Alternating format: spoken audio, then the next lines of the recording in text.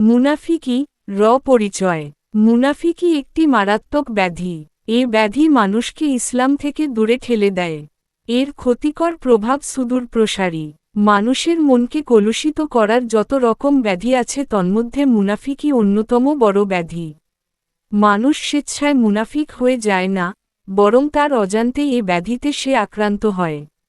বিশেষত আমলি কর্মগত নিফাকের বেলায় এ কথা খুবই প্রযোজ্য। এর মানে এই নয় যে মানুষের মোকাবিলা না করে হাত গুটিয়ে বসে থাকবে এবং নিজেকে এর থেকে রক্ষা না করে যে এই বিষয়টাকে হেয় জ্ঞান করে তার ভুল ধরবে। কেননা মুনাফিকি মানুষের সব সৎ ও ভালো গুণ ছিনিয়ে নেয়, তাকে সৎ আমল সমূহ থেকে বঞ্চিত করে এবং উন্নত মূল্যবোধগুলো তার কাছ থেকে কেড়ে নেয়। এক পর্যায়ে তাকে সমাজে পরিত্যক্ত পরাভূত মানুষে পরিণত করে।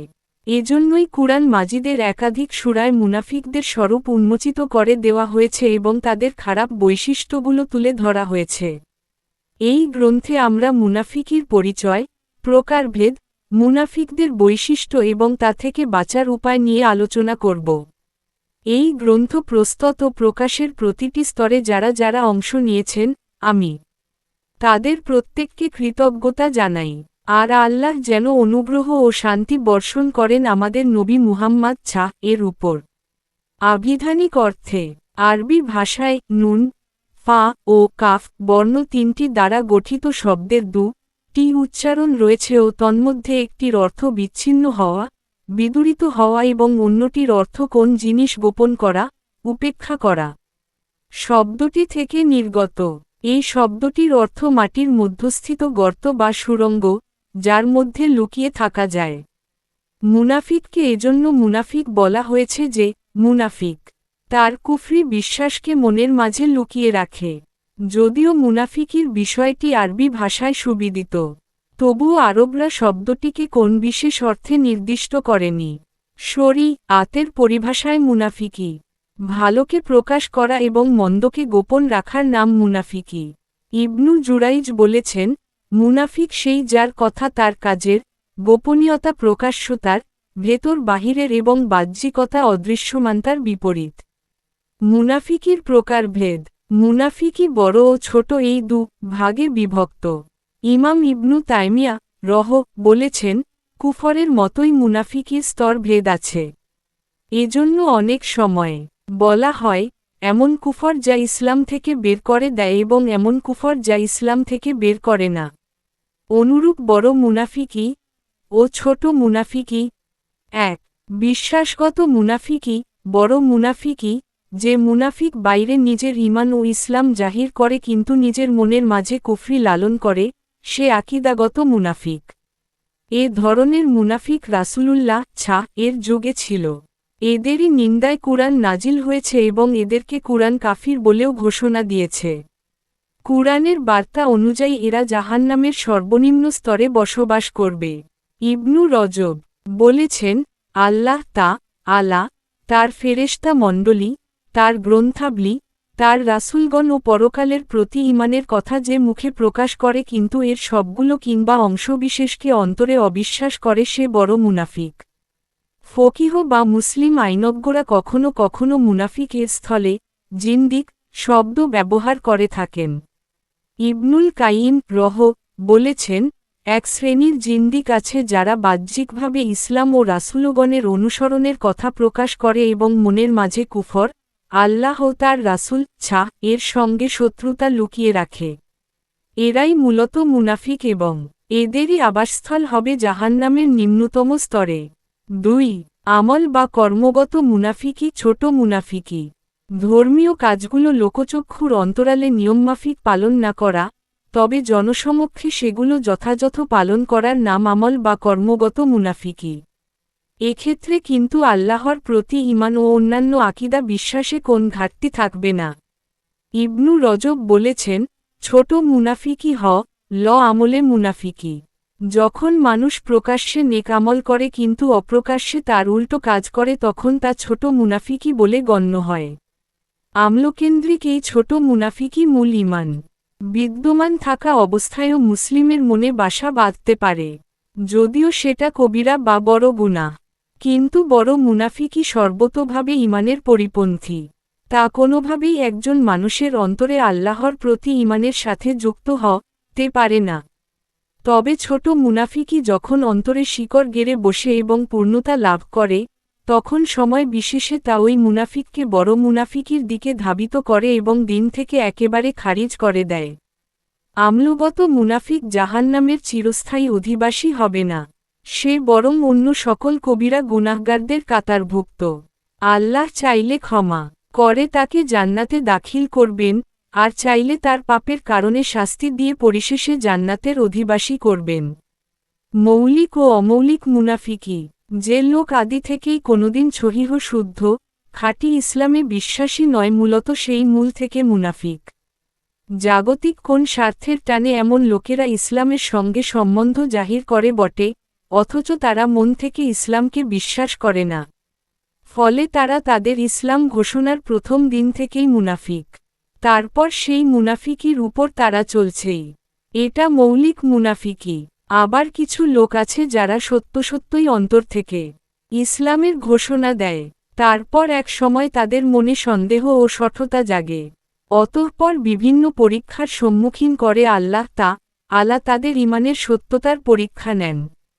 তখন তারা ইসলামের দাবি রক্ষা করতে না পেরে ভেতর থেকে ইসলাম ছেড়ে দেয় বা মুরতাদ হয়ে যায়। কিন্তু প্রকাশ্যে ঘোষণা দিলে তাদের উপর মুরতাদের বিধান কার্যকর হতে পারে, কিংবা মুসলিম নাম বহাল থাকায় জাগতিক যেসব সুযোগ সুবিধা সে পাচ্ছে তা খোয়াতে হবে, অথবা তাকে নিন্দা শুনতে হবে এবং সমাজে তার যে অবস্থান আছে তা সে হারিয়ে বসবে। এরকম আরও অনেক উপভোগ্য ও লোভনীয় বিষয়ের কথা চিন্তা করে তারা প্রকাশ্যে ইসলাম ত্যাগের ঘোষণা দিতে ভয় পায়। ফলে তারা বাহ্যিকভাবে ইসলামের উপর চলে, কিন্তু প্রকৃতপক্ষে তারা কাফির মুরতাদ হয়ে গেছে। এটাই অমৌলিক মুনাফিকি। মুনাফিক হয়ে পড়ার ভয়। সাহাবায়ে কেরাম ও তাদের পরবর্তী আমলের নেককার লোকেরা মুনাফিকিকে প্রচণ্ড ভয় করতেন। এমনকি আবু দারদা ছালাতে তাশাহুদ শেষে মুনাফিকি থেকে রক্ষা পাওয়ার জন্য বেশি করে আল্লাহ পাকের আশ্রয় চাইতেন। একবার তো এক ব্যক্তি তাকে বলেই বসল, হে আবু দারদা, মুনাফিকি নিয়ে আপনি এত বিচলিত বোধ করেন কেন? তিনি উত্তরে বললেন, অর্থাৎ আমাদের কথা ছাড়, আল্লাহর কসম, মানুষ এক মুহূর্তে তার দিন বদলে ফেলতে পারে, তখন তার নিকট থেকে দিন ছিনিয়ে নেওয়া হয়। হানজালা থেকে বর্ণিত, তিনি বলেন, আবু বকর আমার সঙ্গে দেখা করে বললেন, হানজালা কেমন আছো? আমি বললাম, হানজালা তো মুনাফিক হয়ে গেছে। তিনি বললেন, সুবহানাল্লাহ, আরে তুমি বলছো কি?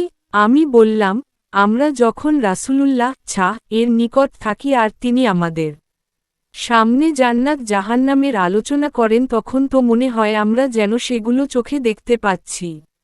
কিন্তু যখন রাসূলুল্লাহ এর নিকট থেকে চলে আসি আর স্ত্রী, সন্তান সন্ততি এবং পেশাগত কাজে জড়িয়ে পড়ি, তখন আমরা অনেক কিছুই ভুলে যাই।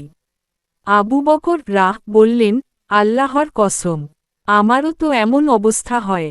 তখন আবু বকর ও আমি রওয়ানা হয়ে রাসূলুল্লাহ এর নিকট হাজির হলাম।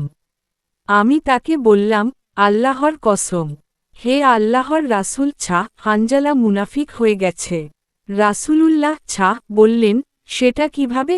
আমি বললাম, হে আল্লাহর Rasul Amara yakana apanara kash thaki ebam apani amadera nakata janata jahanamara alakana karina takana to main haya amara ogolo espakes dekat pachi. Athaka yakana apanara nakata take kale yauyara para amadera stri. Santana santatio pesagata kaje jerie parai takana tera anaka kichuibu layai. Takana rasululaha balalena. Yara. হাতে আমার জীবন তার শপথ, তোমরা যদি আমার নিকট থাকাকালীন অবস্থায় এবং সর্বদা জিকিররত থাকতে পারতে, তাহলে তোমাদের ঘরে বাইরে ফেরেশতারা তোমাদের সাথে মুছাফাহা করমর্দন করত। কিন্তু হে হানজালা, সময় সময় অবস্থার হেরফের ঘটে। হানজালা মুনাফিক হয়ে গেছে কথাটির অর্থ তার এই শঙ্কা মনে যাচ্ছে যে তিনি মুনাফিক। কারণ তিনি যখন নবী করিম এর মাহফিলে থাকেন তখন তার মনে এক প্রকার ভয় কাজ করে।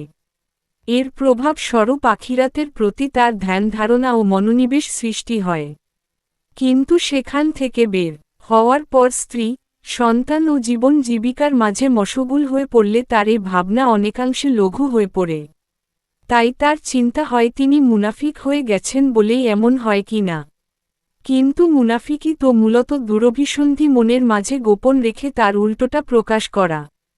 তাই নবী করিম তাদের জানিয়ে দিলেন, এরূপ অবস্থা তৈরি হওয়া কোন মুনাফিকই নয় এবং নবী করিম এর মাহফিলে থাকাকালীন মানসিক অবস্থায় সর্বক্ষণ বিরাজিত থাকার জন্যও তারা বাধ্য নন।